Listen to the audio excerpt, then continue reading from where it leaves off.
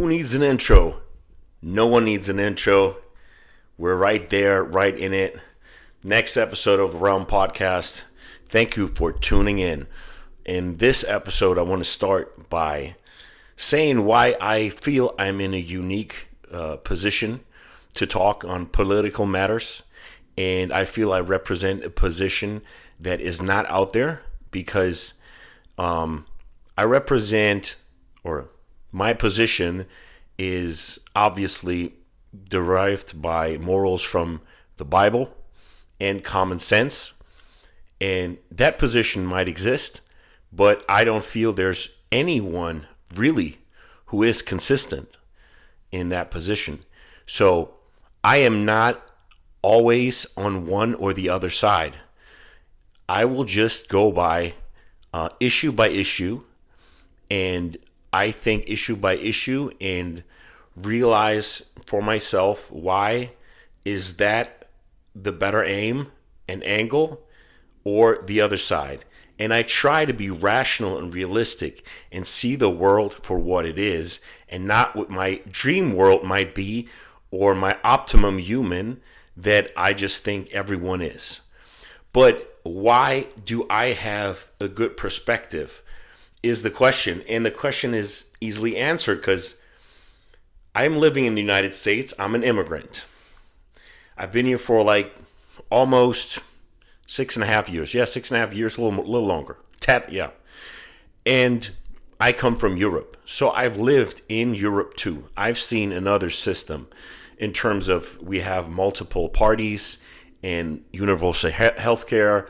We also have a lot of immigration, and it's gotten way, way more, as you might have seen and also realized in my last episode.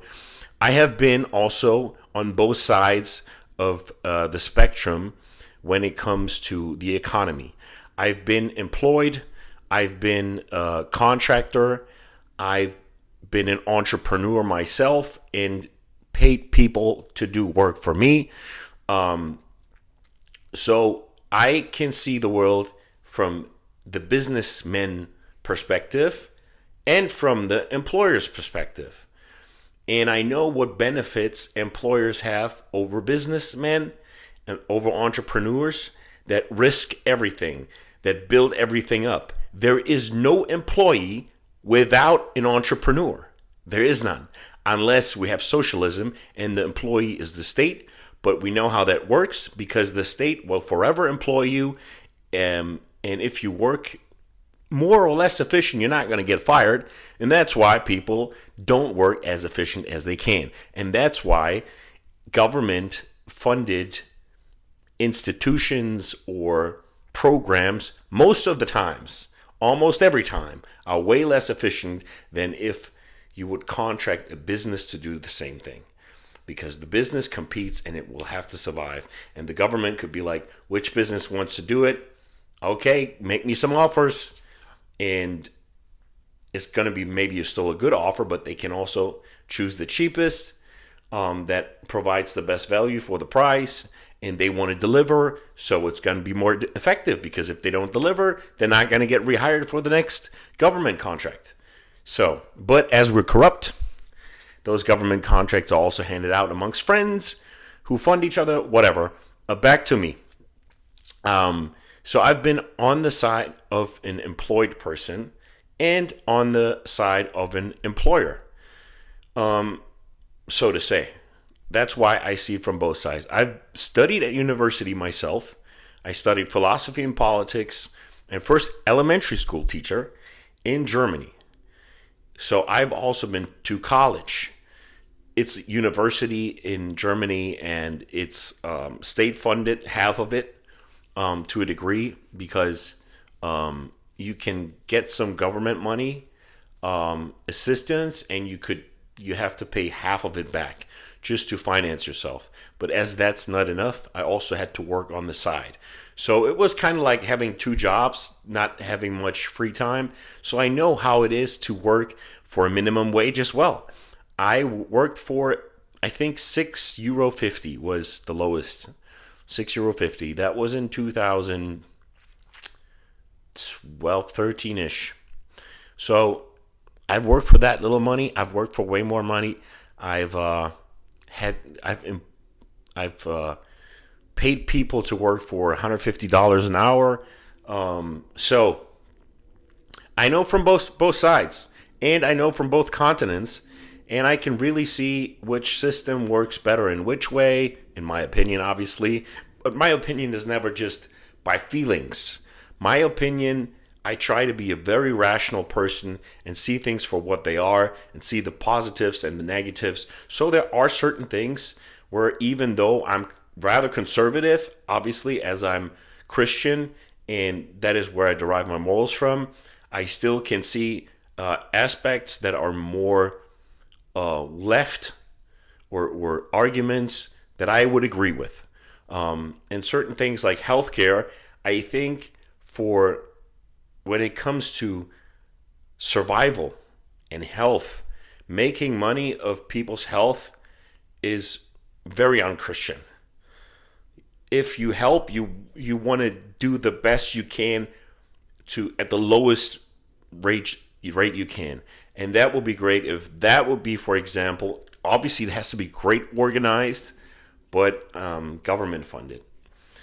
That's my opinion, because I don't want to, play with people's lives and have people like you've seen people die because they've been denied funds, or they get lesser treatments, or they're bankrupt for life. So that's on that. But so I just think I can really share from a biblical lens and really interpret in a way where how things apply in our society. And I'm going to give also a lot of times Bible verses as my foundation for what I say, but also you always have to see the context of the Bible verse, so it's always important to see, because you could pick something out of context and it would sound terrible sometimes. That's what the enemies of the Lord love to do. Yeah. So, and I'm a big believer still in the American dream. I think this country gives huge opportunities other countries cannot provide. And I can say that because I came here from Europe, from a good country. It's getting way worse, Germany. But when I was there, it was still okay. And I just am so grateful to be here. I love this country. And obviously, I don't love everything about it. But who would, You there might be things about your wife you don't like sometimes. And I think it's important to have a high standard for our country, because we want to be the best. We used to be the best always, so we want to keep being the best. So you can't complain, but always constructively if things are going wrong. But hating this country really comes out of an entitled perspective that has no big perspective. So I love the ideas of this country. Merit, hard work pays off. I've seen it in my whole life. I've been a bodybuilder, a professional bodybuilder, in a classic physique division, it's called. And I've seen how I can, with hard work, reach my goals. And it took me way longer than others because I do not have the ability to build muscle as fast as others. I'm not as gifted. But with hard work and true dedication, over and over and over, and consistency, you can get there. It's the same with the YouTube channel. You start out getting 60 views, you're like, oh my God, and you right away you stop. Or you keep being persistent and you keep doing what you're doing, keep believing in it, keep believing in your abilities that are God-given, and keep going. I've also been at a professional level as a road cyclist, where I've been to, for example, the Republic of Congo, one of the poorest countries in the entire world. I've seen people having very little materialistically, being very happy. And that is also a thing that is very important to realize. Your set point determines like your maintenance level is just to what you're used to.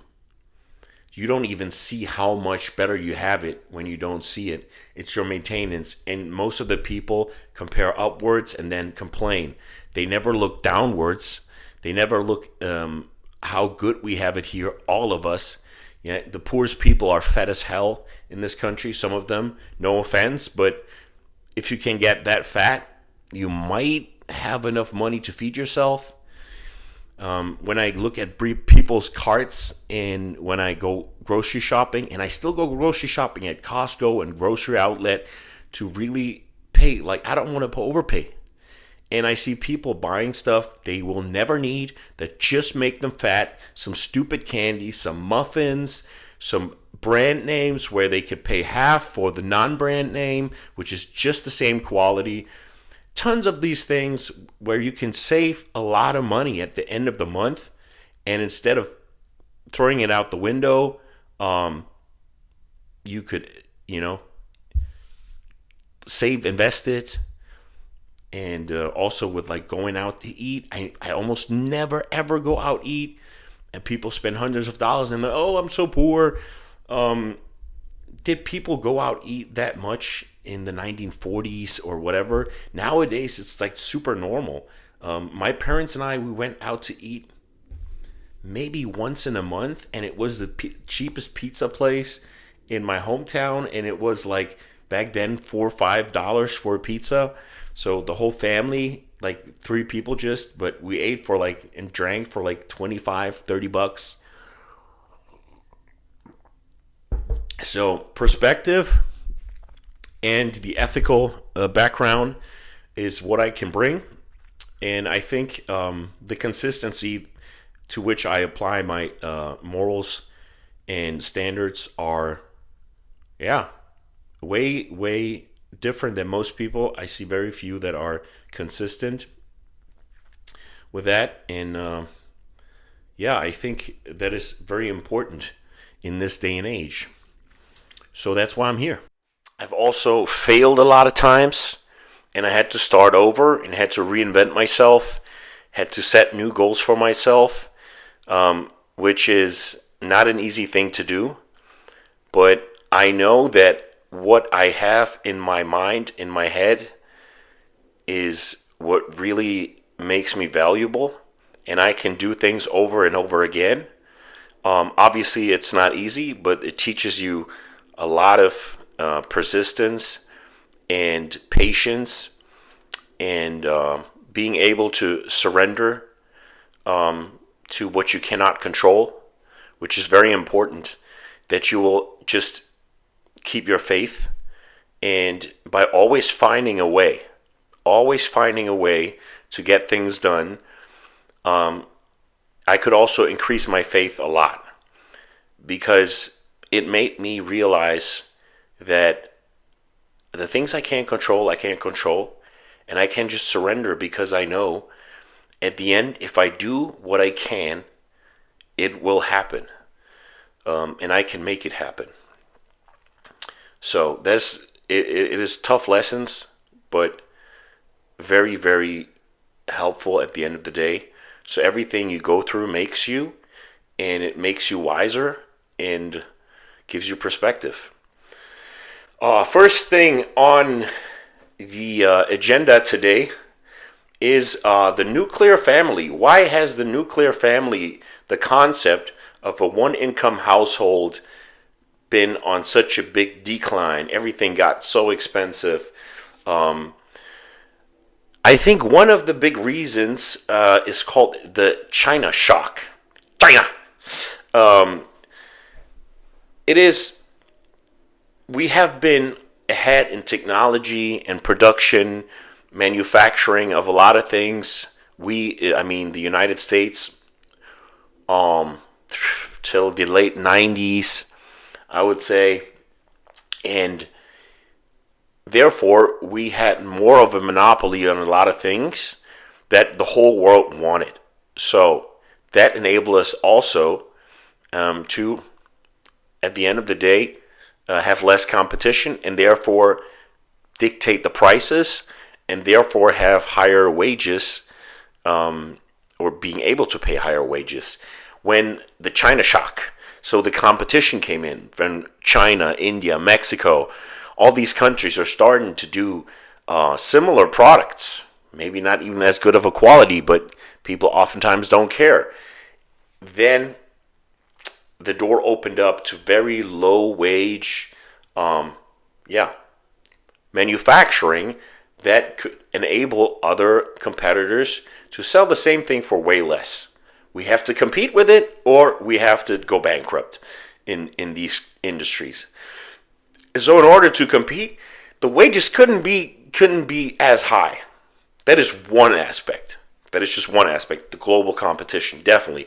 So if we have a new technology in AI, for example, now, we're trying to really lead, and really, it's super important that we lead in order to keep our wealth. We have to be the leaders on AI. That's one thing. Also, just got to say how it is. When feminism started and women started liberating, which I have nothing against women working if they want to, then also people households became more normal, and therefore people could charge more for their services because they knew there was much more money. If there's a lot of demand and a lot of money, like the same demand but more money for certain things, you can charge more. So that happened. It's what can you say? It sounds like I don't have anything against it, but that's just the nature of things. Then the housing costs were rising, which is also due to that, but obviously also when COVID hit, that didn't help.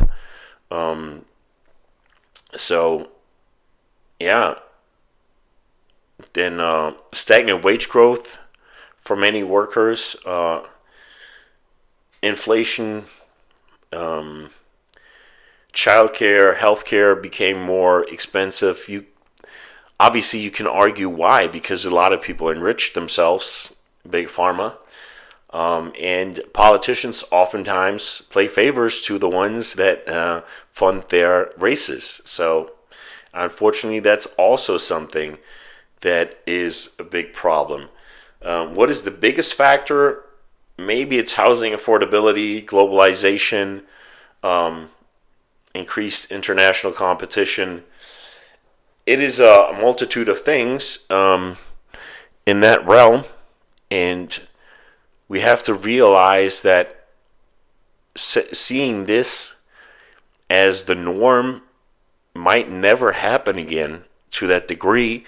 And it's not only because of failed politics or, So you can't only blame the politicians that let it happen. That is, I think, a big thing that people want to get back to, but it's very unrealistic in my point of view, and it's very unfair, to think that's just the politician's fault, even though to a high degree. But it's unrealistic that will ever come back, and it's because of external factors and not so much internal factors. So you can't just blame the management of our country for it. It's just the development of the entire world. Overall, still, the world got way, way more rich over the last decades and century, especially when you look back 100 years. Like, everyone got richer. The poor got richer, and the richer got richer. The gap widened, but the poorest are still richer than they were 100 years ago. You don't want to live 100 years ago. I mean, get to the same kind of percentage where you are right now in wealth in the United States 100 years ago. You want to really change? I don't think so. The next topic I want to get to is if would God be a capitalist? I think that's a very interesting question because some people will say, yeah, God wanted to give to the poor, and he always said, care for the poor. But unfortunately for you guys that are socialists, God was definitely not a socialist. From what's in the Bible, you can't just say, nah. And the reason being is also that welfare always was voluntary, not mandatory. So taxing to redistribute is definitely not God's idea. That's forcing charity. And God was always for private property. The commandments prohibit stealing. I mean, coveting another person's property in Exodus 20:15 and 17. That implies legitimate private ownership. We have individuals being responsible for their work. Paul writes to the apostles. Paul the apostle wrote in Thessalonians, so to the people of Thessaloniki, the church of Thessaloniki in Greece, if anyone is not willing to work, let him not eat. So there's that. We have the parable of the talents, where God encourages people to multiply. God encourages the one to multiply the talents and not just dig it in or redistribute or anything like that. So that also gets into spreading the word. You shouldn't just keep it for yourself. Make disciples. Matthew 28:19. So definitely you can say God is more socialist. He's against government-owned property and businesses like social markets and markets and social places were always a thing. Trade was always a thing when it comes to that. By the way, if people talk about slaves, it was a thing, slavery, but then the new covenant came, and Paul wrote in Corinthians, for example, that if you are with Christ, you are a slave, you shall try to to free yourself. No one should be a slave, but a slave to Christ. So it's definitely against slavery. But also, I think slavery was oftentimes and optimally in the Bible not meant as treating others like cattle. It was more like the housemaid or people that were under your ownership, yes, but treated very well. And there are even people in the Old Testament that marry their slaves, and there's passages where it's said that you should treat your master well, but if you're a master, you should treat your slave well. So it is really and no one is better before God. Everyone is the same. Master, slave, Gentile, Jew, whoever, everyone's the same before Christ. And if they come to Christ, they are the one that the promise will be kept to. So we're all the same, but there is such thing as capitalism. What you might or may not mix up is that is capitalism in the best form. obviously, nowadays, our society is not pure capitalism.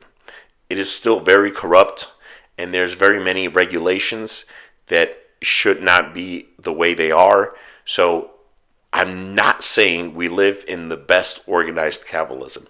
Not at all. Not even close. But when it comes to capitalism versus socialism, capitalism has been shown to increase wealth more. Overall, yes, the richest got more rich, but the poorest got richer as well. And in socialism, it is just a disaster. West Germany and East Germany were divided until 1990, 98, 89.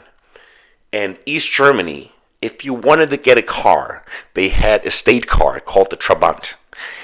And some people got it 10 years after they ordered the car. 10 years.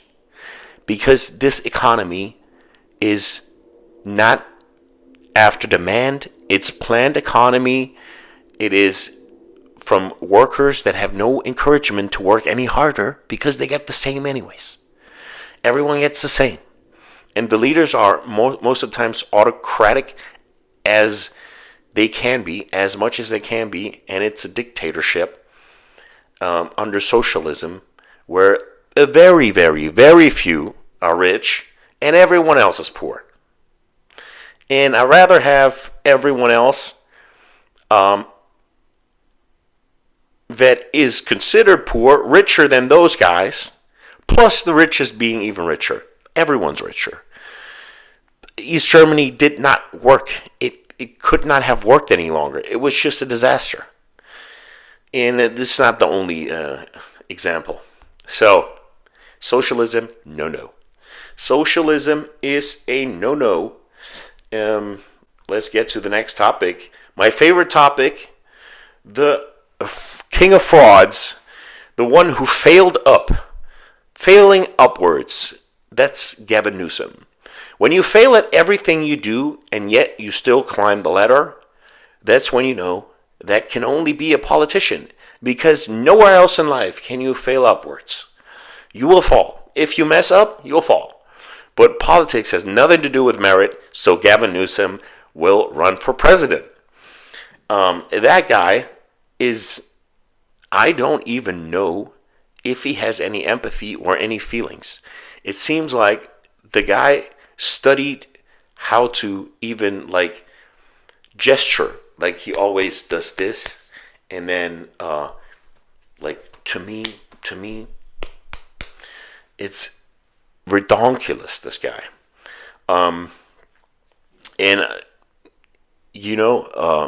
Some people might say, "Oh, Leo, you're too aggressive. That's not biblical.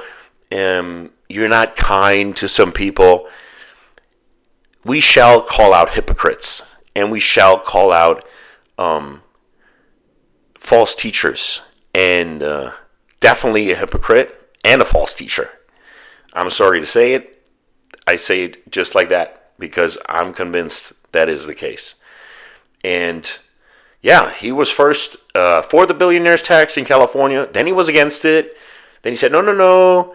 Probably some people told him, no. Now he's going to run for president. And he sees that we have a big uprise of the DSA wing, let's say, the socialists within the Democrat Party. And he probably sees, what is George Soros funding? And he wants to obviously get all the funds for his campaign, and he wants to be the candidate. So he bows down now, and now all of a sudden billionaire tax is good and should be for everyone in the whole country, and our tax system was broken, he says. But he says it in a way that, yeah, of course, the rich have to be taxed more, but not that the poor have to be taxed less or anything, right? And I'm like, yeah, the tax system is broken, but we shouldn't tax anyone more. If anything, we should tax everyone less. Our money is taxed double and triple, over and over. If you buy gas from your income that already has been taxed, you pay 50, 70% taxes on top again. And if you pay someone, then from your money, he's going to pay again. and over and over and over. And you are taxed, property taxes, here taxes, there taxes, X taxes, XYZ taxes. You get taxed a good amount. And that's not the problem. It's not the problem that our country does not have enough tax revenue. Cheers. The problem is the spending is catastrophical. The spending is a catastrophe. I mean, you see how fraudulent it is. Mr. Failing Upwards, Gavin, 24 billion for homelessness. Spend 2? We can't account for it. We don't know where it went. Who cares? What happens if I say that I make 2 million next year and I'm like, don't know where it went? Dude, sorry, can't pay any taxes. Money gone. You're like, okay, investigated. And jail. Right? Gavin Newsom, 24 billion.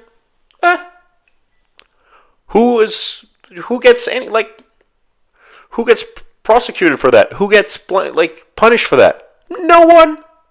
Can't just do shit. Can't just give it to his next friend's NGO and this friend's NGO who all sit on their behinds and give out 3 bananas and then it's like helping the homeless. Or they build some houses where no one's going to want in because these guys, they don't want to get off the streets because they want to keep taking drugs. And in their facility, in their housing, there's no drugs allowed. So, man, Spencer Pratt didn't have bad ideas for the homeless. We'll see what happens. But Gavin Newsom is just a total catastrophe. Anyone with a brain cannot vote for this guy. Because at the end of the day, the problem is always, and I get it, there's no perfect candidate, and both sides are so corrupt. And it's not only blue states that are corrupt, it's red states that are corrupt. But if you don't vote, it's even worse. At least try to vote for what's the lesser evil. Because that's all you can do. And there's also a reason why I do this is because I want to... I get to that later. I'm obviously not for the billionaire tax. Because that's just going to drive them out. And if you drive them out and live somewhere else, they pay no taxes. And as I said before, no entrepreneurs, no employees, no jobs. We need entrepreneurs. Let them have a little more. They already pay 90 whatever percent of the entire taxes of the whole country. The upper 1%. So give them some grace. Let them have more. It's not like if Jeff Bezos says, now I'm going to just pay myself out 10% of what I've been paying myself out before, and now everyone's going to get rich in my company. No, everyone's maybe going to earn $200 more a year. That's not going to make the difference. It's not going to make the difference. If they had a better tax code, they could already pay less and earn more, keep more. People want someone to blame, but it is not the greed of those people sometimes. They might be greedy, and it's some of them might be greedy, and they might be shady, and they do shady things. But if they employ Americans, and they pay out an average of $50K per worker, and the lowest wage is $22 an hour, like Elon, he's not the problem. He's not hurting you. He being rich does not hurt you. It doesn't. If I now, let's say I invent something that costs me $1 to make, everyone wants it in the United States because it's so convenient. It helps you so much. I sell it for $10. So I sell it to everyone in the country, 350 million people. So I have $3.5 billion. And that is revenue minus 350 million because that's what I had to invest because it cost me $1 per piece. So everyone's better off. No one got poor. I didn't exploit anyone. No one was exploited. And I made $3.15 billion. Now, get the tax, let's say 42% or whatever. I have still $1.8 billion or something. I'm a billionaire. Who did I hurt? Exactly. Just let me be the billionaire. It's not going to. And then if I reinvest my money into new businesses and I create more jobs and I pay them well, maybe even, who do I hurt? Until now, no one. It is not necessary that I exploit someone in order to become a millionaire. It is not a given. It could be. It doesn't have to be. So don't just blindly hate on them. Investigate who does what. Then you can still hate on them if you investigate, they're exploiting here and there. Okay? So we got that. And are you that much better? What kind of t-shirts do you buy? Might they be some child labor? Might they be from some Chinese factory with child labor? I don't check every t-shirt I buy. I'm honest. I don't check every t-shirt I buy where it is sourced, where it comes from. Some people are holier than holy when they, what they say, but not what they do. So represent who you are with your words. Actions always speak louder than words.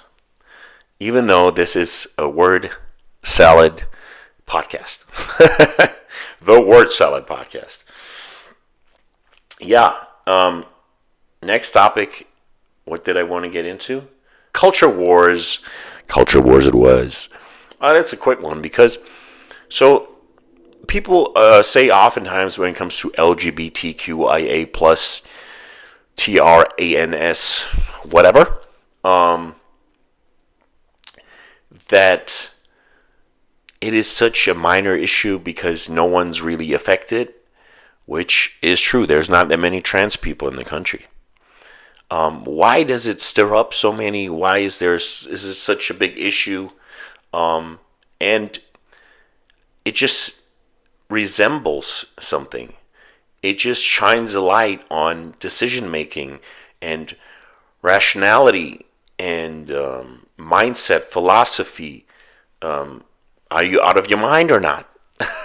So if people really just turn around what's true and what's biologically proven, and those people are always the ones that are like, trust the science. And when the science is actually super clear, they're like, no, don't trust the science. Trust your feelings. Then you'd be like, the same people are going to decide over the taxes, economy. Is it possible that these people are not only irrational about the culture wars, maybe they're irrational about other things too? If someone it has a moronic stance on something, then you might question if their stance on other things are just as moronic and just as less investigated and rational, as little investigated and rational as that one. Right? I might wonder. If someone can't call black from, men from women, maybe they can, divide 10 by 2. Maybe a lot of things they don't investigate enough to actually come to an informed conclusion on what is best and what is rational. They can't just go by feelings. A lot of people go by feelings. Let's get to the minimum wage thing. People want, this one Democrat just said he wants a $25 wage. He probably just says that to get the votes from people that work for a little. But you also have to realize, if that happens, there's going to be inflation. And a lot of people will not be able to be in business anymore. Or they will have to, substitute and exchange their workers for a kiosk or something, like McDonald's. So, It sounds so nice. Yeah, everyone $25. Where does it come from? Is it going to make everything more expensive? Can you even go out to eat anymore at all? Because not even fast food is going to be cheap. Fast food is going to be crazy expensive if everyone there is going to get paid $25. It just, and then you're like, everything got so expensive. The inflation got so high, I can't afford anything anymore. But yay, you got your $25 wage. Awesome. The low wages are not for super qualified jobs. So if you have no qualification, can you really complain that much about a low wage? Of course, some things are going to be, some people are going to be exploited, and I'm not for that. But I don't think that's the way to handle it. That's just not working. If anything, it has to be state by state, because also in California, or also like depending on company size maybe, because for a small business owner who might employ some kid to, I don't know, wipe the floors, can't pay that college kid $25 an hour. So the college kid has no more job. But the college kid was actually cool with that extra little money. But it won't happen anymore. Or whatever they do. And the small business owner might not be able to have a small business anymore because his 3 employees, he can't afford it. It's not going to work. So no more business and no more jobs. And also the small business owner has no more business. All have to get unemployment. And that all comes from tax. See how that goes? It just doesn't work like that. You could have a minimum wage, maybe depending on industry and state and company size. If it's a huge company that can't afford it and they don't pay that much, but that is very hard to figure out where to put the measure, like where to apply it and where not. And once you're in it and not, it's like very tough thing. But I'm not for it. I'm not for it. Not a $25 one, at least. Not now. And people don't want any more inflation. That's going to happen. Totally going to happen. Another very interesting thing is that I just realized, like looking at, because I watch some left outlets, news outlets, and then some right wing or conservative, let's say. Some that are nuanced. They have like some both sides debating, and you see the same interviews, like JD Vance on Bill Maher, and one channel is saying JD destroys Bill Maher, and the lefty channel will say Bill Maher exposes JD Vance, whatever. And it's like, it's the same interview, but people just spin it in different ways because they pick out certain things. They always leave out certain things. Or when it comes to the $300 billion for Iran in that Iran deal, they're like, oh, yeah, so they want to give them $300 billion. And how is that better than the Obama deal where it was $150 billion? And it's like, dude, that was our money. And now it is not our money. The $300 billion would be investments that the U.S. allows. I don't think any of that is going to happen anyways, but see how it's portrayed. The left will just say, yeah, so where do you 300? They just do as if it was tax money from us, these $300 billion. And they know exactly it's not. They just want to win. It's just about winning. That's what you have to realize. Both parties don't really care. Most of them don't give a ding-a-lang. They just want power. They just want to rule. That's all they want. That's especially when you want to understand Gavin Newsom, what he does, because it makes no sense. He does whatever he thinks will give him power. That's all he does. It doesn't matter if it's, that's why he goes from left to right to middle to center to back and says the opposite thing to different people. If he's on a conservative podcast, he'll be like all like kind of centrish. And if he's on a socialist podcast, he'll be like, "Oh yeah, let's fund all that." Exactly, because he just wants power. He just wants to get elected. That's all he cares about. All that he cares about. So yeah. And then, or for example, the SAFE Act, like about voter ID. Like on CNN, Van Jones, it's going to require a passport. How can you have everyone require a passport? It's not. It's not true. It's just not true. You can just show your driver's license. Passport is one of the options of the ID you can show. But it's not the only option. So not everyone would have to have a passport. A driver's license would be enough, which nowadays is a real ID. So it's just blind, it's just lies. And they know it. They just want to win. And that's one thing I hate too. I really don't like it. I won't say hate. I don't like the word hate. I want to use it less. Is that there's no single issue bills. And that should be, because that's always how they work. And on both sides. Let's talk about when the Democrats said, "Oh, they don't want the bipartisan border act. They're against it just because they want to win the elections." That was in 24. And it's like, yeah, you put all kinds of stuff in that bill that no Republican will ever sign. So of course it's not going to happen. But you just want to gaslight people into believing your narrative. It is just tactics. It's just a game you play to win power. That's all they care about, like I told you. It is sad, but it is true. It is sad, but it is true. At the end, I want to get to a very nice topic, actually. And it's a medical topic.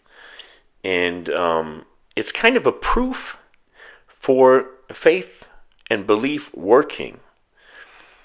So, first off, everyone who's an atheist or agnostic, a lot of them think like there's just energy and matter, right?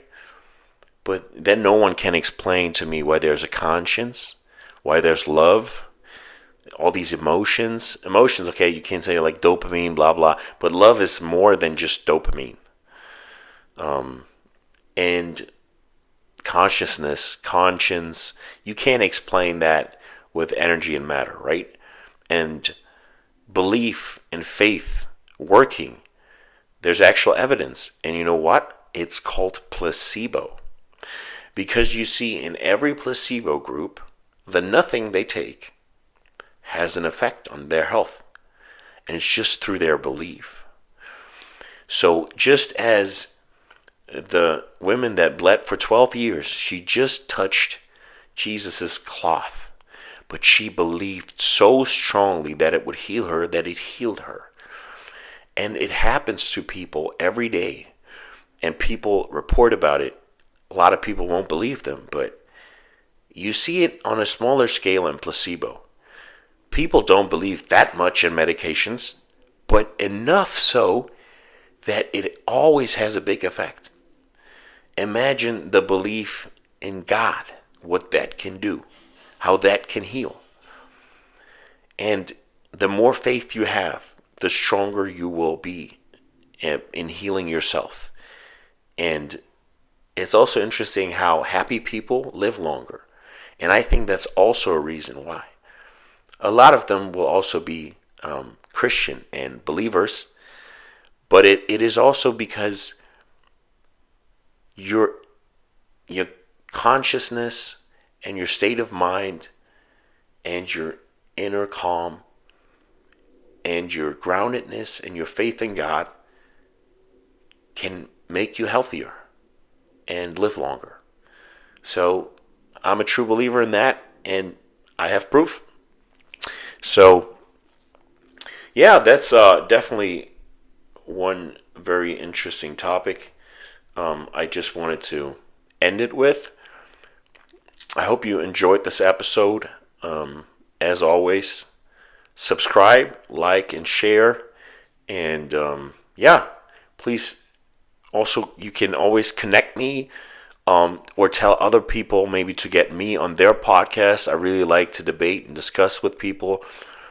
I'm going to be on a podcast next week. It's going to be interesting, with 3 black women that have a very conservative channel, and I've seen some of their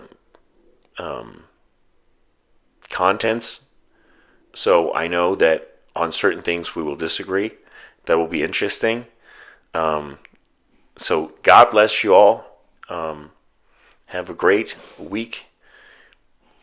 Please support by always commenting and watching the entirety of the show, even if it's in the background without volume. And now, if you want to watch some more, you can click here or wherever and get to the next video that the algorithm thinks you will like. Have a good one, guys.